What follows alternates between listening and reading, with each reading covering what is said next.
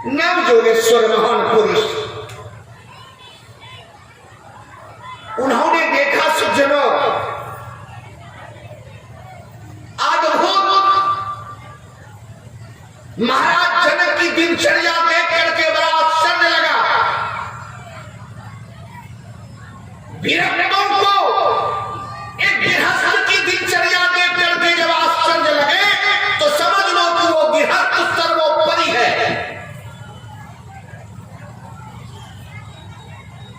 क्या महाराज जनक की बेटी नहीं? क्या महाराज जी को परिवार, जनक को परिवार नहीं? क्या महाराज जनक को राजपाट नहीं था? सब था। लेकिन सज्जनों, उन्होंने अपना मन कभी समाज में और राष्ट्र में नहीं दिया। नव योगेश्वर ने प्रश्न किया कि मामस्य जनक जन कहा, हे जनक जी महाराज, मुझे आश्चर्य लगता है कि आपका मन इस समय कहां है? महाराज जनक ने कहा, हे नवजोगेश्वर, इस समय की बात मैं क्या कहूं, मुझे तो सतत निरंतर मन मेरे पास रहता ही नहीं है। तब कहां रहता है? बोले मेरे ठाकुर भगवान श्री राम की चरणों में लगा रहता है।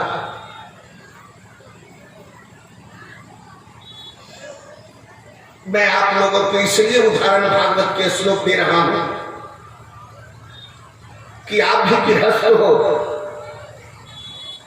जनक जी भी गृहस्थ थे। आजकल के गृहस्थ की क्रियाकलाप इतनी गंदी हो गई है, और एक जनक की क्रियाकलाप जरा विराम कीजिएगा, मैं निवेदन करता हूं। मेरा मन तो प्रभु श्री राम जी के चरणों में हरदम लगा रहता है, सिर्फ शरीर है मिथिला में। और एक बात बताओ, मन से, शरीर से जब मन निकल जाता है तो शरीर में कोई स्वाद नहीं रहता है। आपको तबीयत खराब हुआ है ना, मन खराब है, इधर लोग उल्टे बोल देते हैं, ये बोकारो के एक नियम है। मन खराब होता है तो कहता है शरीर खराब है। क्या शरीर पोलियो मार दिया है? विकलांग हो गए हो? यही कहते थे के लोग। बाबा क्या कहो, कभी कभी फोन करते हैं हमारे शिष्य, बाबा हाँ कहिए समाचार, शरीर बड़ा खराब, शरीर से क्या हुआ, विकलांग हो गए, पक्षाघात लगा है, पैरालिसिस हो गया? नहीं नहीं नहीं, नहीं। तब कहता है कि मान जो है, अरे मान है, मान अलग चीज है, शरीर अलग चीज है। शरीर खराब क्या होगा? मन जब भी कहीं खराब होता है, जैसे 105 डिग्री फीवर, अब उस समय आपको भोजन दे तो अच्छा लगेगा? नहीं लगेगा। क्यों? मन में ठीक नहीं है, शरीर ठीक है, मुंह भी ठीक है, हाथ भी ठीक है, पांव ठीक है, आंख ठीक है, सबको देख रहे हैं, हाथ उठ रहा है, पांव चल रहा है, आंखें देखती है, सब ठीक है, शरीर का अंग प्रत्यंग ठीक है। लेकिन अंग प्रत्यंग को चलाने वाला जो इंद्रिय मन है, ये कुछ गड़बड़ हो गया है। अब उसे अन्न ठीक नहीं लगता है, भोजन ठीक, स्वाद नहीं अच्छा लगेगा। उसी तरह से जिसका मन भगवान में लग जाता है, उसको स्वाद का अनुभव नहीं रहता है। कैसनो मिला खा ली, भगवान का प्रसाद है, पा लिया। नमक नहीं हो है, पा लिया। थोड़ा ज्यादा हो गया, पा लिया। चूंकि मन है ही नहीं यहां। मन यदि मेरे पास हो तब नहीं इंटरेस्ट लेंगे, हम स्वाद लेंगे। मन तो परमात्मा, और जनक जी ने कहा कि मेरा मन तो मेरे प्रभु के चरणों में है। मानस में सुनिए, मन ताह चाहा रघुबर पैदेही, बिनु मन तन सुख दुख कहु केहि। जब मन में नहीं शरीर में तो दुख सुख का अनुभव कौन करेगा? विश्वास नहीं होता, एक उदाहरण दे देता हूं, कई बार मैं कह चुका हूं। किसी को पेट में गंभीर से रोग हो गया, धनबाद बोकारो रांची ले जाता है, ऑपरेशन करता, ऑपरेशन होगा। व्यक्ति वही है, शरीर वही है, ठीक है, ऑपरेशन कर दीजिए। दस्तखत कराता है, ऐसा कोई रहता है सीरियस तो दस्तखत कराता है डॉक्टर। दस्तखत कराया, वो ऑपरेशन करने लगा। ऑपरेशन करने से पहले एक सुई, एक दवाई देता है ताकि उनके मन को हटा दिया जाए। शरीर को चिरना है, फाड़ना है, इसका दर्द उसे महसूस ना हो। और वह डॉक्टर थोड़ी देर के बाद शरीर को फाड़ता है। क्या जिसके शरीर को फाड़ रहा है, चीर रहा है, उसको उस समय दुख का अनुभव होता है? नहीं होता है। अरे ये तो आश्चर्य है, मेरे सामने मेरे शरीर को फाड़ चीरा जा रहा है, मुझे अनुभव नहीं हो रहा। एक कांटा यदि कहीं चुभ जाता है तो दर्द होने लगता है, पूरे पेट को फाड़ देता है, चीर देता है, शव निकाल लेता है, धोता है, पुनः बैठाता है, टाका लगाता है। क्या उसको कोई दर्द होता है? नहीं। क्यों? इसलिए कि दर्द होने का जो मन है, अनुभव होने का दर्द का, उस मन को ही मात देता है, दवाई से स्थगित कर देता है, दवाई से दवा देता है। न मन रहेगा, न दुख का अनुभव होगा, न कष्ट का अनुभव होगा। उतने देर तक वो मन को दवा देता है, दवाई उनकी। उसके बाद जब मन फिर लौटता है तब लगता है। याद रखिए, ये मन जो है ना, ये सुख और दुख का कारण है। इसलिए उसे अपने पास रखिए ही मत, उसको उनके पास दे दीजिए। अब दीजिए कैसे? धीरे, ऐसे नहीं होगा। जिनको 9 महीना पेट में रखे हैं, उनको 2.5 साल तक सेवा किया, पाला पोसा, उससे मन जल्दी निकलता नहीं है। याद रखिएगा, धीरे धीरे धीरे, जैसे तालाब के पानी धीरे धीरे सूखता है। सूखने का कोई देख नहीं पाता है। रस रस सूख सरित सर पानी, ममता त्याग करहि जिन ज्ञानी। जैसे तालाब का जल धीरे धीरे धीरे सूख जाता है, लेकिन सूखते हुए किसी ने नहीं देखा होगा। कोई ऐसा मौका लाल हो, बता दे कि हम जल को सूखते हुए देखे हैं? नहीं। अनुभव होता है कि कल जल यहां तक था, आज नीचे हो गया, कल नीचे हो गया, परसों सूख गया। उसी तरह से समाज से, परिवार से, सगे संबंधी से, घर में रहते हुए घर को छोड़ना नहीं है। जैसे महाराज जनक घर में रहते हुए उतना ही भोग करते थे और उतना ही योग करते थे। बड़े बड़े ऋषि मुनि महात्मा उनके पास ज्ञान लेने के लिए आते थे। नारद जी महाराज, शंकरादिक महाराज, सुखदेव जी सब ऐसे संत एक गृहस्थ के पास आते थे ज्ञान लेने के लिए। क्यों? उनमें कला थी। साधु बनना सरल है, घर छोड़ दो निकल जाओ, और धन वित्त के पीछे दौड़ते रहो रात दिन। कैसे माल आवे बस चिंता इसी में है। अरे गृहस्थ को देखो, रात दिन हम इधर नहीं जाएंगे। सज्जनों, बड़ा मुश्किल में निवेदन कर रहा हूं कि जो मनुष्य परमात्मा के अंश जिनमें विद्यमान है और वह यदि भगवान का भजन नहीं करता है, चिंतन नहीं करता है, वो किसी को नहीं हानि पहुंचाता है, वो अपने आप को हानि पहुंचाता है। किसी का कुछ नहीं बिगड़ता।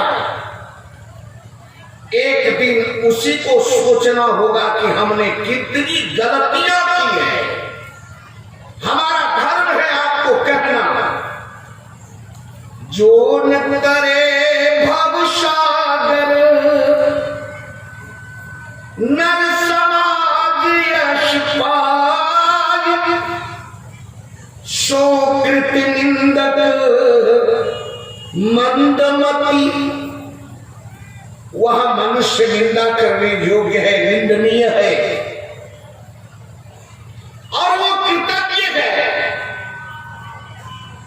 इतना सुंदर परमात्मा ने आपको शरीर दिया। परमात्मा स्वयं तुम्हारे हृदय में निवास स्थल किया है। निवास स्थल है परमात्मा का, उसी को भूल गया। जो न करे भव सागर नर समाज यश पाय, सो कृत निंदक मंदमती, आत्मा हन गति जाय।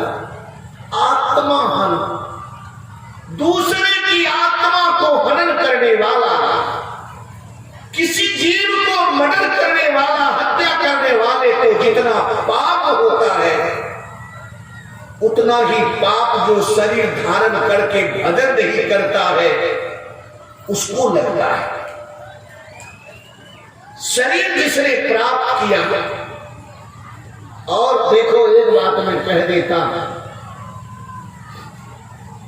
जहां तक संसार की है, सभी कोई है आपको, लेकिन मेरे शब्द पर ध्यान दीजिएगा,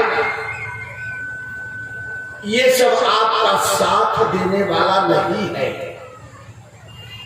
आंख खोल करके, कान खोल करके दोनों मेरे तरफ देखिए और मेरी बात को सुनिए। जो आपके बेटे हैं, पोते हैं, नाती हैं, नतनी हैं, पति हैं, देवर हैं, जेठ हैं, ये सब कोई उस समय ठहरने वाला नहीं होगा। जिस समय आपको यहां से जाना होगा, कोई नहीं। जबे जमराज रजाय सुते, तो ही ले चली है भट बांधी नटैया, तात नमा तुन स्वामी सखा, सुत बंधु विशाल विपत्ति कटैया, शासक घोर पुकार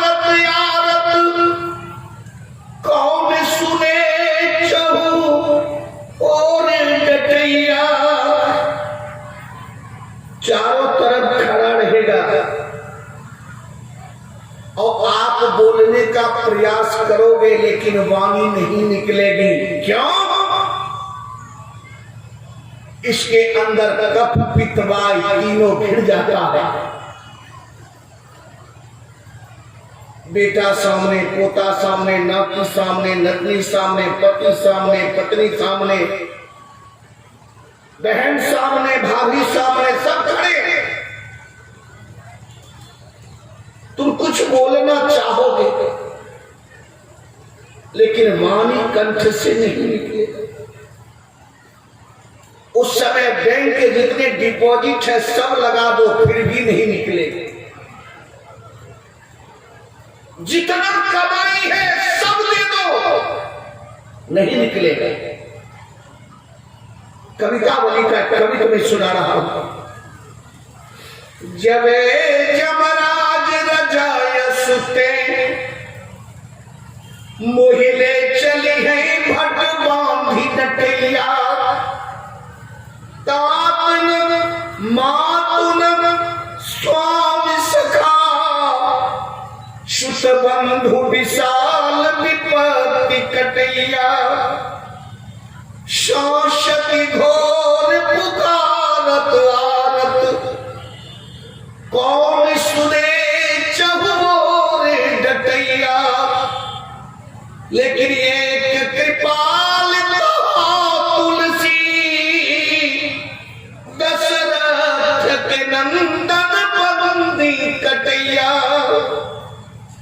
यदि आपने जीवन में संस्कार बना लिया है भजन का, उस समय में कहीं संस्कार जग गया और एक बार कहीं भगवान नाम निकल गया तो जमराज क्या, जमराज के बाप को भी वहां ठहरने का हिम्मत नहीं रहता। भगवान नाम जिह्वा से निकल गया। अब बताइए, सब परिवार सामने खड़ा रहेगा, कोई काम नहीं करेगा और एक भगवान नाम आपको जमराज के बंधन से निकाल लेता है। कौन मेरा अपना है ये बताइए। क्यों गफलत में आप लोग पड़े हैं? क्यों संसार में धक्का खा? हमारा यही कहना रहता है, शरीर दे दो संसार को। मैं ये नहीं कहता कि शरीर मत दो, लेकिन मन कभी संसार को मत देना बंधु। मन तो परमात्मा का विषय है, मन उनके लिए बना है, संसार के लिए नहीं बना है। अनाधिकार चेष्टा हम करते हैं, मन संसार को देने का प्रयास और इसी को दे देते हैं, अपना सर्वनाश कर देते हैं। जब संस्कार रहेगा ना तो मेरी बात सुनिए, और नहीं तो कम से कम जो माता पिता है उसे अपने बेटे और बेटी के बारे में तो जरूर सोचना चाहिए, क्योंकि आपके पेट से वह निकला है। मेरी बात सुन लीजिए, मैंने पाया है शास्त्रों में,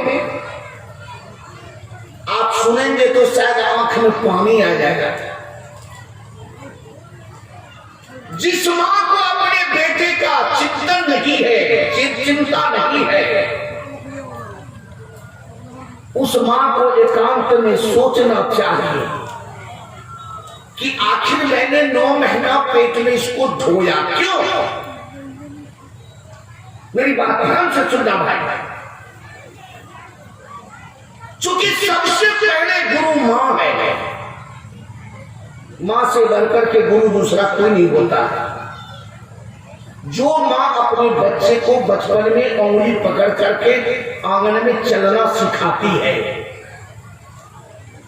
जो मां अपने बच्चे को 2-2.5 साल बच्चे को उंगली पकड़ करके अंगना में चलने की शिक्षा देती है, क्या वो मां संसार में चलने की शिक्षा नहीं दे सकती?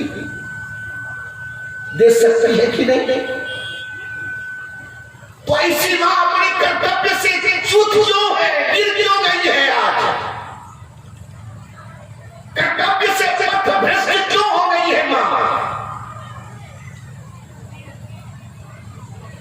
एक कहानी मैं सुना देता हूं, आंसू गिर जाएगा। भगवान श्री राम चले गए जंगल। दुनिया जानती है मां कौशल्या के एक ही पुत्र है राम। 5 दिन तक मां कौशल्या ने कुछ नहीं खाया पिया, ना बाल होया ना शरीर के कपड़ा बदला। एक पगली की तरह आंगन में घूम रही है, मानो उसका सर्वस्व हो गया। 5 दिन के बाद एक उनकी सौत थी सुमित्रा, जिसे आप सौतिन कहते हैं, बड़ी भक्ति में थी, लक्ष्मण की मां थी। उन्होंने देखा 4-5 दिन से कि मेरी बड़ी बहन कौशल्या कुछ खाई पी नहीं है। संध्या के समय एक ब्रह्मा ने दूध भर करके मां कौशल्या के सामने आ गए। बहन कौशल्या जी ने आंख खुली, पगली सी लग रही है, बाल सब बिखरा हुआ है, साड़ी गंदी हो गई है। अरे जिस मां का एक लौता बेटा 14 वर्ष के लिए बनवास, उस मां को पूछिए। मां सुमित्रा को देखा, कौशल्या ने कहा बहन क्या बात है? बोले बहन आज 5 दिन हो गया तूने कुछ नहीं खाया, थोड़ा दूध पी लो। कौशल्या क्या कहती है? हे सुमित्रा, तू जब भी मेरी बहन हो तो दूध ले जा, और कहीं विष मिलेगा तो लाकर के कौशल्या को दे दो। तू बहन जब भी हो तो जैसे भगवान श्री राम की धर्म पत्नी सीता जी ने अशोक वृक्ष से कहा, रे अशोक, तू कहता है कि मैं अशोक हूं और तुम्हारे नीचे में शोकग्रस्त हो। सुनहु बिने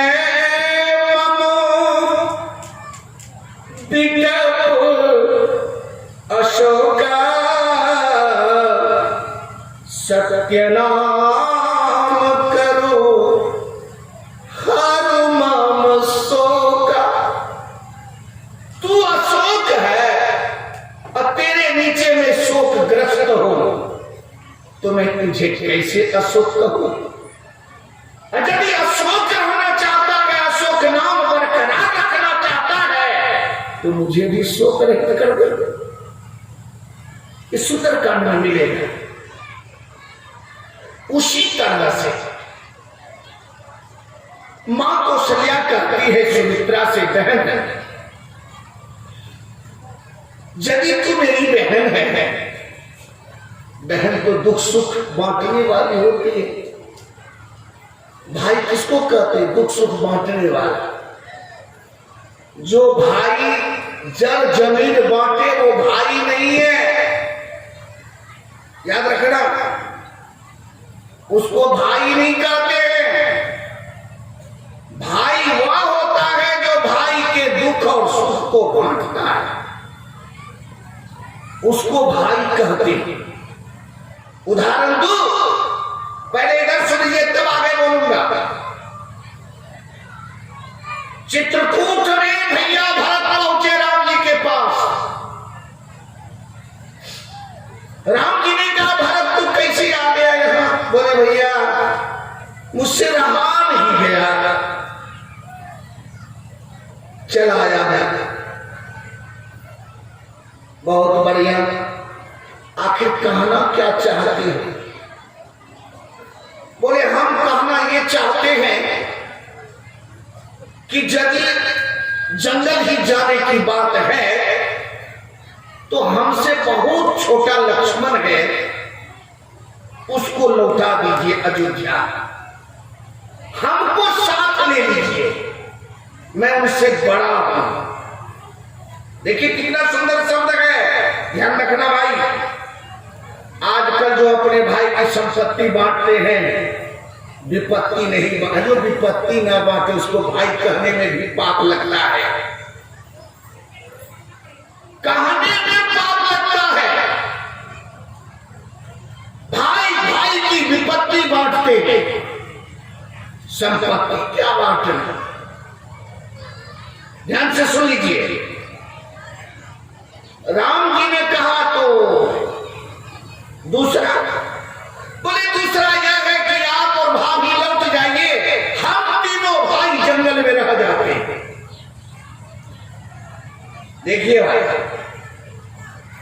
ये सब जब भरत जी ने कहा ना, तो भरत जी को अंदर से ये धिक्कारने लगे। भरत स्वयं अपने आप को हृदय, भरत का हृदय, रे भरत तू बड़े भाई के सामने क्या क्या बोल रहा है? तुम्हारा अधिकार है बड़े भाई के सामने ये सब कहने का? शर्म नहीं आती है तुमको? भरत जी ने कान पर हाथ रख करके कहा, भैया गलती हो गई, जितनी भी बातें मैंने कही ना उसे वापस कर दीजिए। हम भावावेश में आकर बोल दिया। जय विधि प्रभु प्रसन्न मन हो,